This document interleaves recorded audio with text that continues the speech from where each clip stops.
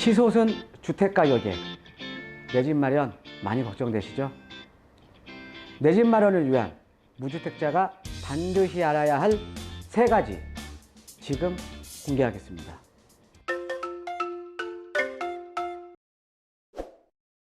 예, 안녕하세요. 예, 드림부동산 투자연구소 대표 정창래입니다. 자, 이제 2019년 새해가 밝았습니다. 여러분들 새해 복 많이 받으시고요. 항상 좋은 일만 가득하시고 또 하나 건강하시기를 진심으로 이제 기원드리겠습니다.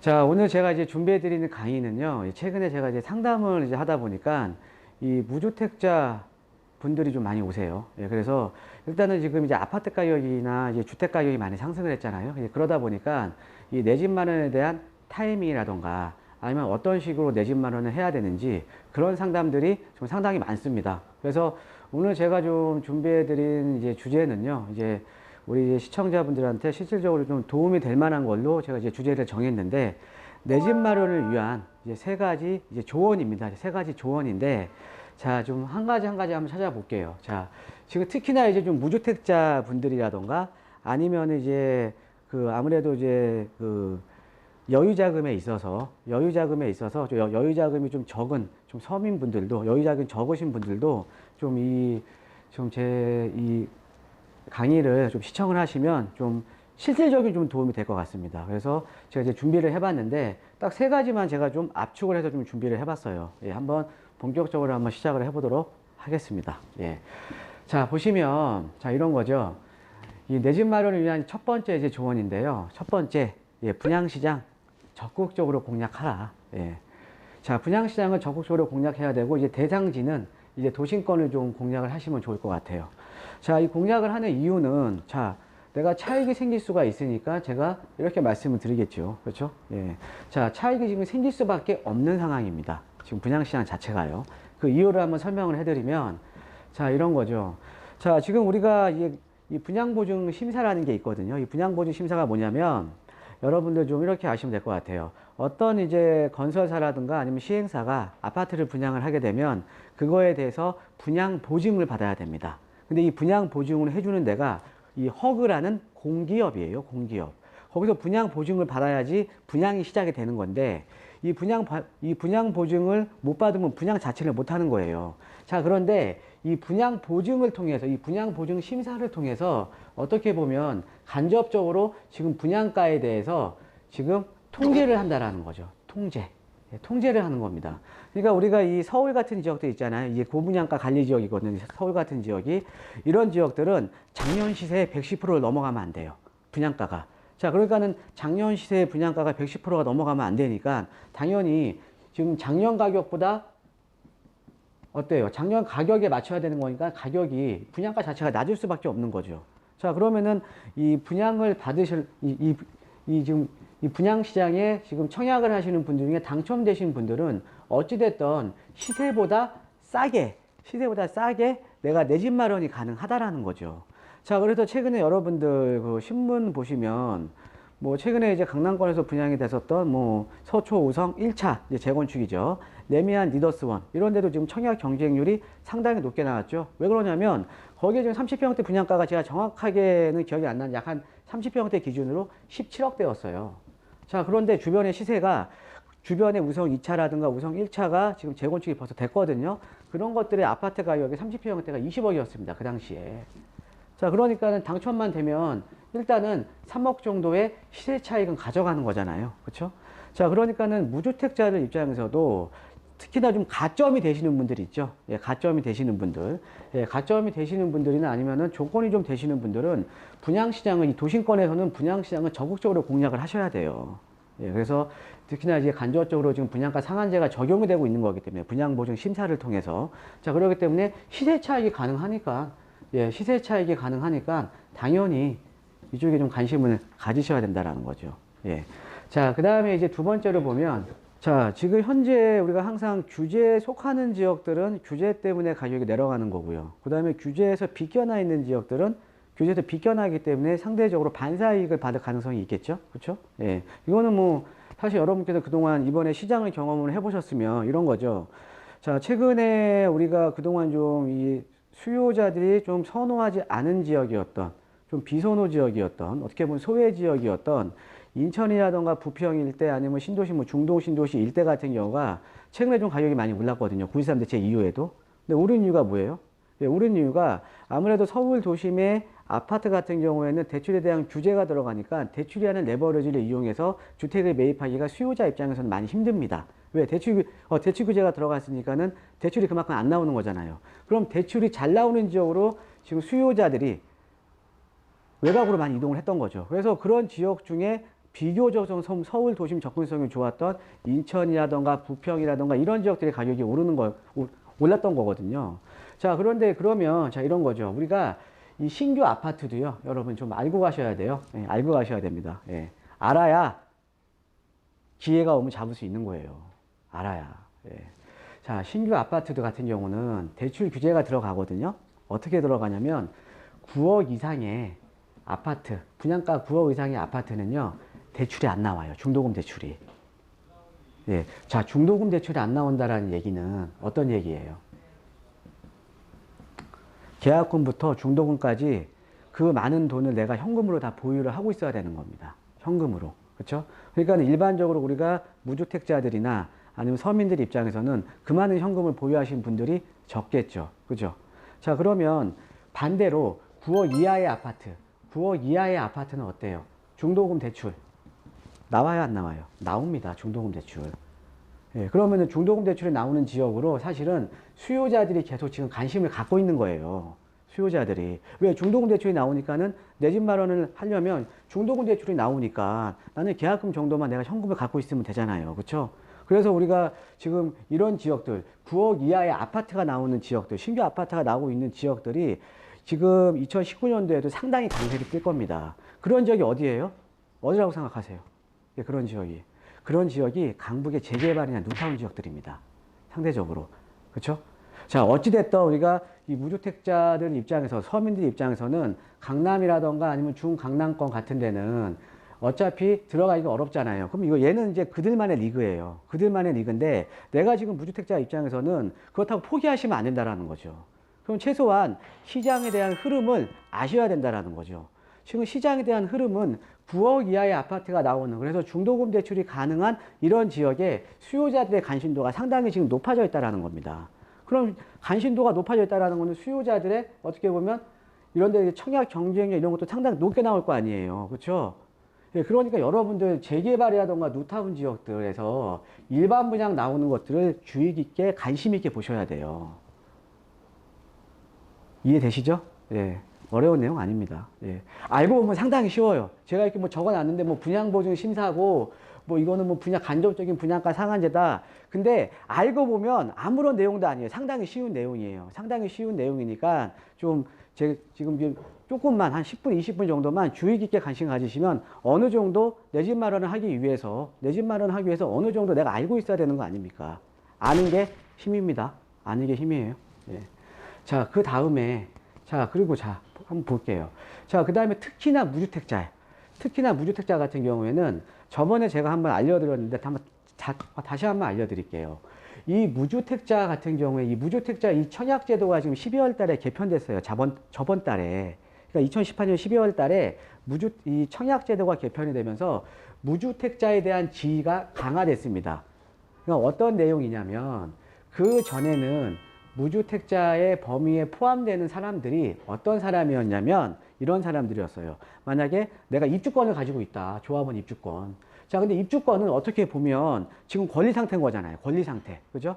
아파트를 내가 수익권 이전을 한 게 아니라 나는 이게 준공이 나면은 너한테 줄게. 너 조합원이니까 너한테 줄게 하는 공급계약서를 작성한 거거든요. 그러니까 입주권 소유자나 아니면 분양권도 마찬가지 아닙니까? 어떤 데에 내가 분양을 받았어요. 분양권 소지자. 예, 입주권이나 분양권 똑같은 권리로 봤어요. 권리. 그러니까 무주택자에 포함됐다라는 거죠. 그리고 또 하나가 뭐예요? 다른 데 가서 내가 어떤 이제 기존에 있던 아파트를 계약을 했어요. 아직 내 이름으로 소유권 이전이 안 돼 있고. 그럼 뭐예요? 이 사람도 계약 상태잖아요. 계약 상태. 그러니까 이 계약한 집을 앞으로 살 수 있는 권리를 내가 확보한 거죠. 이런 사람들도 다 무주택자에 대한 범위에 들어갔다라는 거죠. 그런데 이번에 청약제도가 개편이 되면서요. 이 무주택자에 대한 지위가 강화됐습니다. 이런 사람들 무주택자를 이제 안 봐요. 그럼 여러분들 중에 지금 이 시청하고 계시는 분들 중에 실질적으로 무주택자들 입장에서는 어때요? 경쟁 상대가 줄어든 거잖아요. 그죠? 그럼 내가 당첨 가능성이 높아진 거잖아요. 지금 제가 말씀드린 지금 돈이 다 되는 거 아닙니까? 분양가 상한제 때문에 가격은 낮고, 그죠? 돈이 되는 거잖아요. 근데 돈이 되는 거에 경쟁 상대가 없어진 거잖아요. 그죠? 예. 저희가 당첨 가능성이 높아진 거죠. 실질적인 무주택자는. 거기에다가 우리가 이제 서울 같은 지역들은요, 서울 같은 이제 지역들은 우리가 전용분자 85제곱미터 이하는 전체 이제 가점제로 가지만, 전체 가점제로 가지만 추천제 또 물량이 있어요. 추천제. 근데 기존에는 이 추천제 물량을 무주택자나 유주택자나 상관없이 그냥 추첨해서 가져가는 거였습니다. 예, 추첨해서. 예, 자, 그런데 이 추천제 물량도 75%를 무주택자한테 지금 우선 배정하는 거예요. 이렇게 지금 개편이 됐습니다. 자, 그러면 무주택자 입장에서는 어때요? 자, 더하기 빼기만 하시면 되잖아요. 경쟁 상대는 줄어들었고, 그 다음에 내가 당첨 가능성은 높아진 거죠. 그렇죠? 그 다음에 추천제 물량 중에 무주택자한테 또 우선 배정해 주니까 내가 더 물량을 가져갈 수 있는 가능성이 높아진 거잖아요. 그럼 더하기 빼기잖아요. 그러니까 무주택자가 당첨 가능성이 지금 상당히 높아진 겁니다. 쉽죠? 예. 절대 어렵지 않습니다. 예.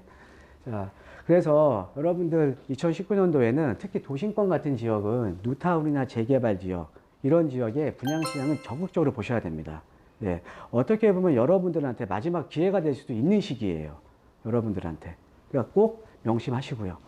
자, 그 다음에 두 번째 조언 들어갈게요. 예. 두 번째는, 자, 이제 외곽 지역을 좀 이제 제가 좀 말씀을 드리겠습니다.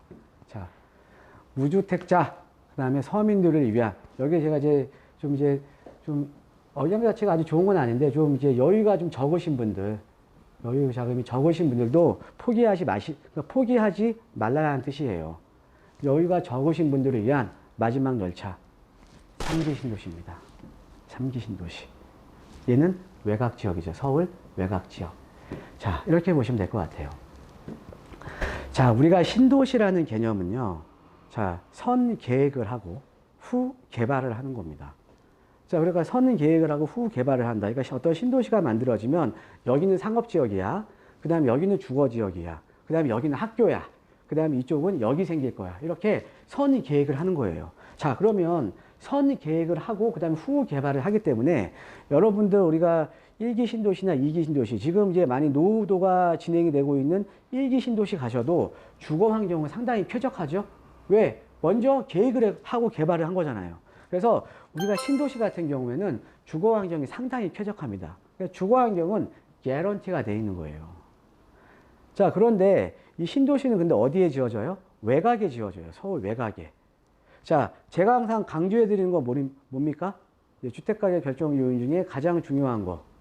직주 근접이에요. 직주 근접. 자, 그러면 신도시는 외곽에 지어지기 때문에 신도시의 가격을 결정하는 요인은 뭐예요? 도심과의 접근성입니다. 이 도심과의 접근성은 여러 가지가 있어요. 첫 번째가 예를 들면 물리적인 접근성, 서울에서 얼마나 많이 떨어져 있느냐. 그 다음에 두 번째가 교통에 대한 접근성, 아니면 또 세 번째가 도심에 대한 접근성. 이런 여러 가지 접근성이 이제 중요하죠. 그래서 우리가 신도시의 가격은 어떻게 결정이 되냐면요. 선 계획했기 때문에 주거 환경은 개런티가 되어 있기 때문에 도심 접근성에 따라서 가격이 결정되어 있습니다. 자, 근데 여러분, 제가 그 상기 신도시에 대한 내용도 제가 올려드렸죠. 유튜브 영상에. 올려드렸고, 이제 보신 분들 좀 이해를 하실 텐데, 상기 신도시 어디에 지어집니까? 1기 신도시보다 더 안쪽에 지어집니다. 서울과의 물리적인 접근성이 상당히 좋습니다. 자, 거기에다가 상기 신도시가 지금 발표가 되면서 교통에 대한 대책까지도 같이 나왔잖아요. GTX가 들어가는 지역도 있고 3호선이 연장이 되는 지역들도 있고 8호선이 연장이 되는 지역들도 있고 교통에 대한 대책까지 같이 내놨습니다. 교통에 대한 대책까지 나왔다는 것은 어때요? 교통이라던가 이 교통을 통해서 도심 접근성이 상당히 좋은 지역이고 그 다음에 물리적인 접근성도 지금 담보가 되고 있는 지역이에요. 이게 바로 3기 신도시입니다. 자, 다시 한번 정리해 드릴게요. 신도시의 가격은 어떻게 결정이 된다? 도심 접근성에 따라 결정이 된다. 근데 3기 신도시는 어떻다? 교통에 대한 대책까지 나오고 물리적인 접근성이 좋기 때문에 도심 접근성이 담보가 된다. 쉽죠? 어렵지 않죠? 예. 자, 그 다음에 두 번째. 자, 부동산은 직주 근접이다. 아까 제가 직주 근접 얘기해 드렸죠? 근데 직주 근접은 아까 여러 가지도 있잖아요. 도심 접근성, 아니면 물리적인 접근성, 교통 접근성 여러 가지가 있지만 직주 근접이라는 거는 또 하나가 뭐냐면 일자리예요. 일자리. 아무리 환경이 좋으면 뭐합니까? 일자리가 없으면 사람들이 안 들어와요. 수요가 없다라는 거죠. 아무리 환경이 좋으면 뭐예요? 예를 들어 드릴까요? 자, 우리가 경기 남부권에 있는 신도시와 경기 북부권에 있는 신도시를 한번 비교해 볼게요. 자, 경기 북부권에는 어떤 신도시가 있어요? 양주 옥정 신도시 있죠? 자, 경기 남부권의 대표적인 똑같은 2기 신도시 중에 뭘 볼까요? 예, 우리 지금 앞에 지금 우리 촬영하는 우리 직원이 또 얘기 나오네. 판교라고. 자, 판교 신도시하고요. 양주 옥정하고 몇 배 차이예요? 5배 차이입니다. 아파트 가격이. 자, 양주는 일자리가 없죠. 자, 근데 판교는 신도시 중에 가장 자족 기능이 좋은 지역이죠. 일자리가 많죠. 그 일자리도 뭐예요? 양질의 일자리죠. 그렇죠? 자, 그래서 자족 기능이 좋을수록 신도시의 상승률이 높은 겁니다. 자, 그런데 이번 3기 신도시는 자족 기능까지도 갖추겠다라고 지금 공표를 했어요. 자, 그러면 도심 접근성도 좋고 자족 기능까지 갖추고 있는데 여러분 3기 신도시 좋은 지역 아닙니까? 특히나 지금 서울이나 이런 도심 지역에 내 집 마련을 하기가 좀 버거우신 분들, 여기 제가 이분들도 제가 적어놨는데 이분들 위한 것도 제가 조금 이따 얘기해 드릴 거예요. 이런 분들은 당연히 3기 신도시 정말 여러분들의 마지막 열차입니다. 놓치시면 안 돼요. 꼭 기억하시고요. 자, 그래서 3기 신도시는 또 이 3기 신도시라는 거는요. 자, 여러분 가만히 생각해 보세요. 1기 신도시 만들어졌습니다. 2기 신도시 만들어졌어요. 3기 신도시 만들어질 거예요. 3기 신도시 중에 지금 먼저 동부권을 중심으로 해서 나왔고 앞으로 또 이제 서부권을 중심으로 한번 나오겠죠. 자, 그럼 그 이후에 여러분 4기 신도시 나올 거라고 예상하십니까? 앞으로 4기 신도시 없어요. 자, 제가 볼 때는 3기 신도시가 어떻게 보면 마지막 신도시고요.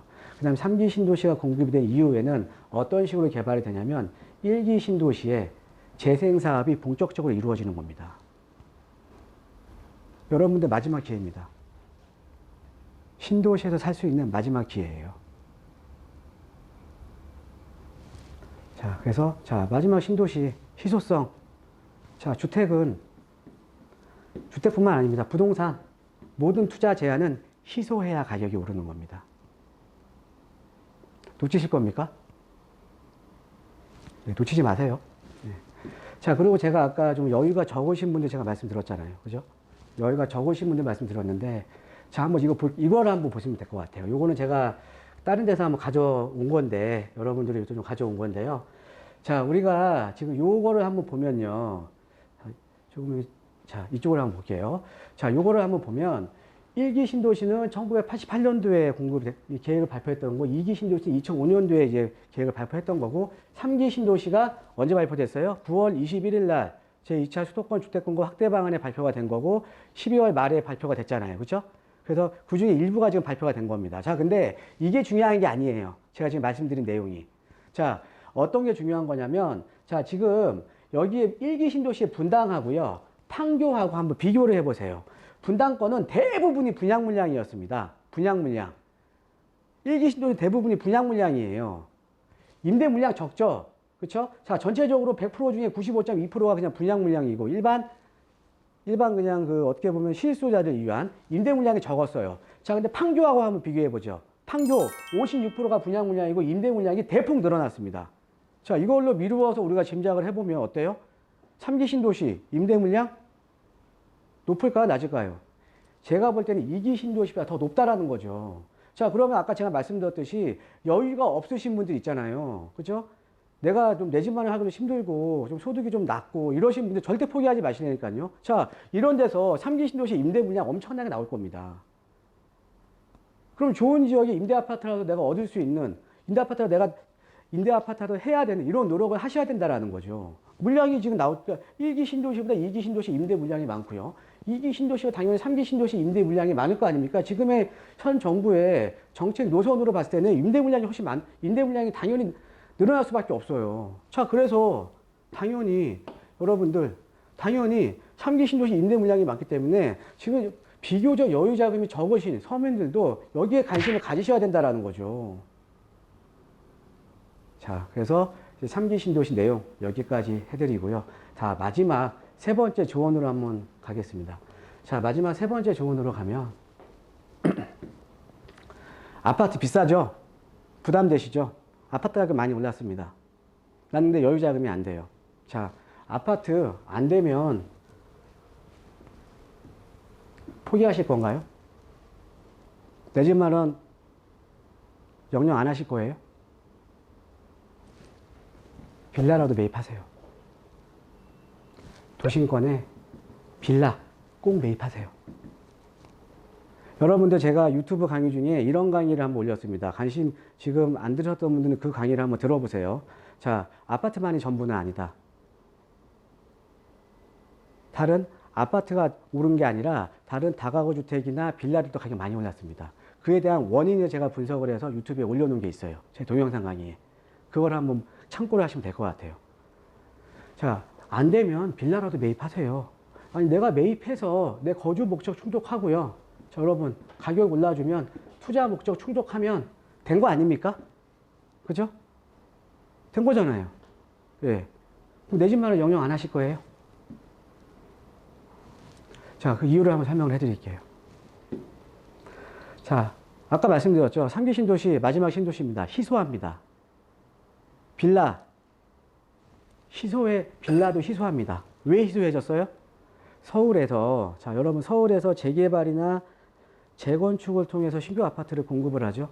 자, 근데 재개발이나 재건축 지역은 우리 여러분들 가서 보시면 매매가는 상당히 높게 형성이 되어 있습니다.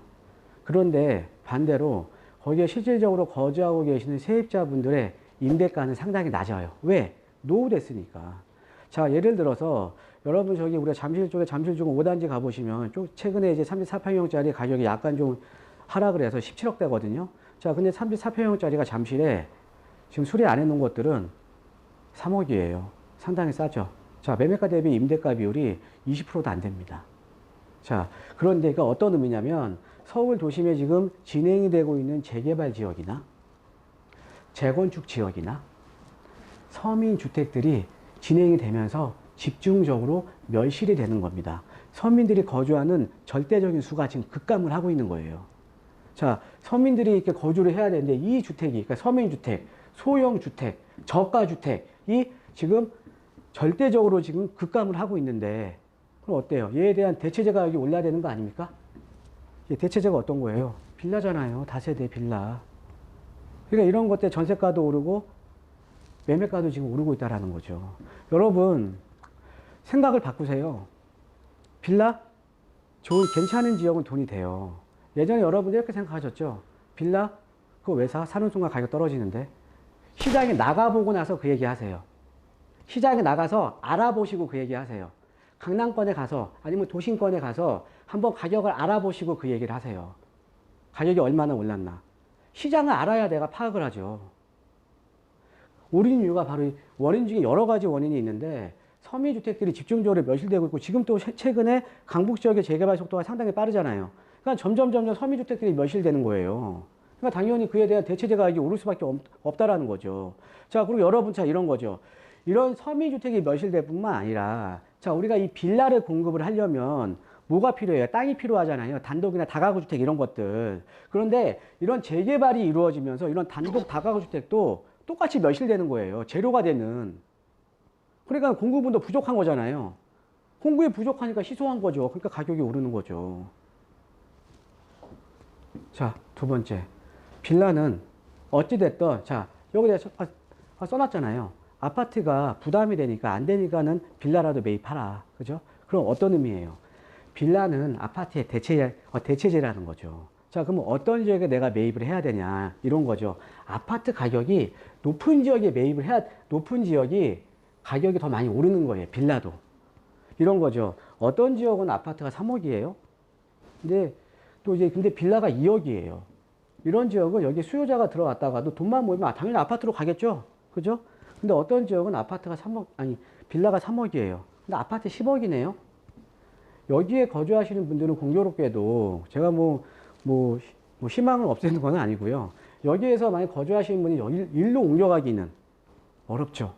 그럼 이런 점은 어때요? 그러니까 빌라하고 아파트의 가격 차이가 큰 지역들은 그만큼 이 빌라에 대한 수요층이 탄탄하게 있는 거예요. 그러면 자, 자, 그럼 정리해드리죠. 아파트 가격이 높은 지역에 당연히 빌라 가격이 더 오르는 거죠. 자, 근데 공교롭게도 최근에 서울 도심의 아파트 가격이 작년에 엄청나게 올랐습니다.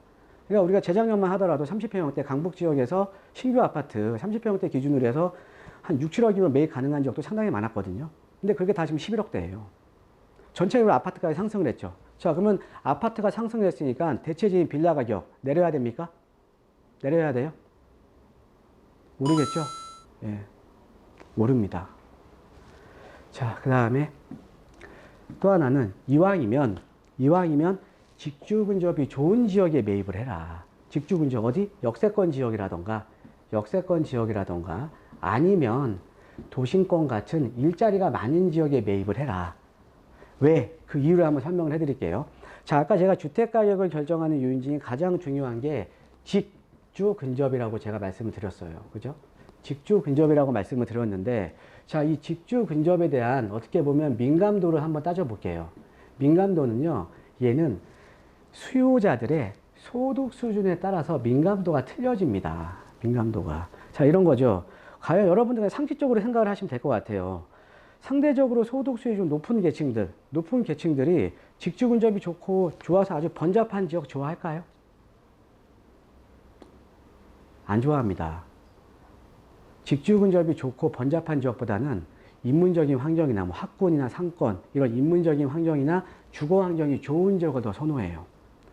자, 실제로 강남에 우리가 아파트 가격을 보면, 아까 제가 이제 그 강남역 앞에 있는 그 서초 그 우성 아파트 재건축, 그걸 말씀을 드렸는데, 자, 강남역 앞에 있는 그 서초 우성 재건축이 됐던 것, 지금 가격대를 보면 30평형대 19억에서 20억 사이입니다. 자, 그런데 저기 반포, 자, 강남역은 직주 근접이 좋죠? 저기 반포에 있는 한강변 라인은 어때요? 거기는 30평형대가 26억에서 28억 사이예요. 자, 이 강남역은 직주 근접이 좋지만 반포는 어때요? 학군이라던가 주거 쾌적성이 상당히 좋죠. 한강변이기 때문에. 자, 이렇게 보시면 돼요. 상대적인 소득 수준이 높을수록 직주 근접에 대한 민감도는 떨어집니다. 그럼 어떤 거에 가장 민감하냐? 주거 환경이나 인문적인 환경 같은 어떻게 보면 환경에 대한 질을 많이 따지는 겁니다. 자, 반대로 상대적인 소득 수준이 낮으신 분들, 학군 따질까요? 상권 따질까요? 한강변 따질까요? 아닙니다. 직주 근접에 가장 민감해요. 그럼 여러분들, 자, 이왕 내가 빌라를 매입을 하시려고 하더라도 어떤 지역에 매입을 하셔야 되냐면, 당연히, 자, 직주 근접이 좋을수록, 직주 근접에 민감할수록 상대적인 소득 수준이 낮은 분들이 직주 근접에 민감한 거잖아요. 이럴수록 소형 주택에 대한 선호도가 높겠죠? 당연히 직주 근접이 좋은 지역에 매입을 하셔야죠. 자, 마지막으로 이제, 자, 이왕이면 이제 더 좋은 지역에 투자하시면 되잖아요. 또 개발 가능성까지 또 염두에 두는 것도 상당히 좋은 거죠. 좀 노후된 지역들. 근데 앞으로 좀 개발 가능성이 있다. 제가 이제 예전 제 유튜브 강의에서도 말씀드렸지만 개발하려면 뭐가 가장 중요해요? 노후도가 가장 중요해요. 그죠? 노후도를 염두에 두고 이 개발 가능성을 염두에 두고 노후한 지역에 좀 위치가 좋은 지역에 매입을 하는 것도 여러분의 자산 가치를 극대화시킬 수 있는 거죠. 왜? 이런 지역에 그냥 꾸준하게 가격이 오르다가 개발이 되면 어때요? 개발 압력이 높아지면, 개발 기대감이 오면 가격이 상승을 하는 거죠. 그러니까 여유가 안 되시는 분들도 아파트를 매입하기에는 좀 여유가 안 되고 이러시는 분들도 절대 포기하지 마시라는 거죠. 포기하지 마시고 안 되면 이런 식으로 도심권에 빌라라도 매입해서 내 자산 가치를 이제 불려나가야 된다는 거죠. 그렇죠? 예. 자, 그래서 여러분, 제가 지금 이제 무주택자나 아니면 좀 여유가 없으신 분들을 위한 3가지 조언에 대해서 좀 말씀을 드렸습니다. 말씀을 드렸는데, 자, 여러분들 항상 이런 거죠. 제가 이제 마지막으로 한 가지만 더 말씀을 드릴게요. 자, 여러분, 폭락농자들은 항상 폭락을 얘기를 합니다. 두려움을 조장을 하는 거죠. 근데 폭락농자들이 하는 말이 맞아요. 왜? 언젠가 한번 떨어지거든요. 10년에 한 번, 15년에 한 번, 언젠가 한번 떨어져요. 우리가 항상 부동산 시장이라고 해서 계속적으로 오르는 건 아니잖아요. 그렇죠? 조정을 받으면 또 다시 오르는 거고, 조정을 받으면 다시 오르는 거고. 저희가 폭락농자들이 말하는 게 맞아요. 한 번은 떨어져요. 10년에 한 번, 15년에 한 번. 근데 여러분들, 우리가 여러분들 경험해 보셨듯이 예전에 우리가 폭락을 했을 때도 그 가격 이하로 지금 떨어진 적 있습니까? 계속 전체적인 그래프는 우상향 곡선이에요. 자, 제 유튜브 강의를 오랫동안 시청하신 분들은 아시겠지만 저는 무조건 상승을 주장하는 희망적인 사람도 아닙니다.